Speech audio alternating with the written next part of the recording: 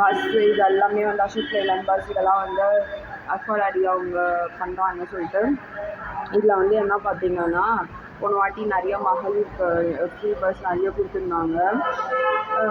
இதில் வந்து நமக்கு பெனிஃபிட்டும் இருக்கும் இல்லைங்களா, எல்லாத்தையும் வந்து நிறையா விட்டால் ஓவரால் ப்ரைவேட் பஸ் நிறைய, அப்புறம் வந்து பார்த்திங்கன்னா மகளிருக்கு வந்து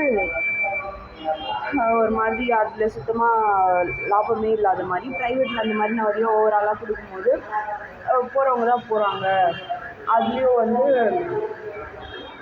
என்ன சொல்கிறது, ரொம்ப ரஷ்ஷு அந்த மாதிரி பஸ்ஸு டேமேஜ் ஆகுது அந்த மாதிரிலாம் நடந்துட்டுருக்குன்னு சொல்லிட்டு என்ன பண்ணிட்டாங்கன்னா, இப்போ எவ்வளோ பீப்புளுக்கு தேவைப்படுறாங்களோ அதுக்கேற்ற மாதிரி நிறைய பஸ்ஸஸ் கம்மி பண்ணிவிட்டு நல்ல பஸ்ஸஸ்லாம் வந்து செலக்ட் பண்ணி இது பண்ணியிருக்காங்க. இதில் இவனுங்களுக்கு என்ன அப்படின்னு சொல்லிட்டு பார்த்தீங்கன்னா, ஒரு பைசா டிப்பு கிடையாது, எல்லாமே இங்கே செலவு பண்ணுறது நான்.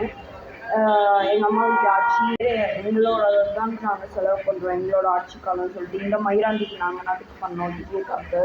அதனால நேற்று வரும்போதே பார்த்தீங்கன்னா கரெக்டாக நான் வர பஸ்ஸில் வந்து அந்த கண்ணாடியை உடச்சி போட்டானுங்க.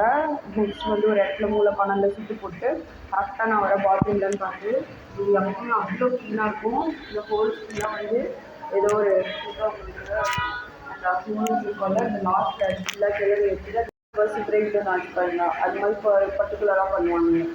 எல்லாமே எல்லாமே இந்த நாட்டுக்காக அச்சீவ் பண்ணுவோம், நாட்டில் இருக்கிற எல்லாருக்காக புதுசாக யோசிச்சு இதெல்லாம் பண்ணணும் அப்படின்னு நினைக்கிற ஃபேமிலிக்கு தான் வந்து அது வச்ச கலர் கல்ச்சருங்க எல்லாம் வந்து சேருதுங்க.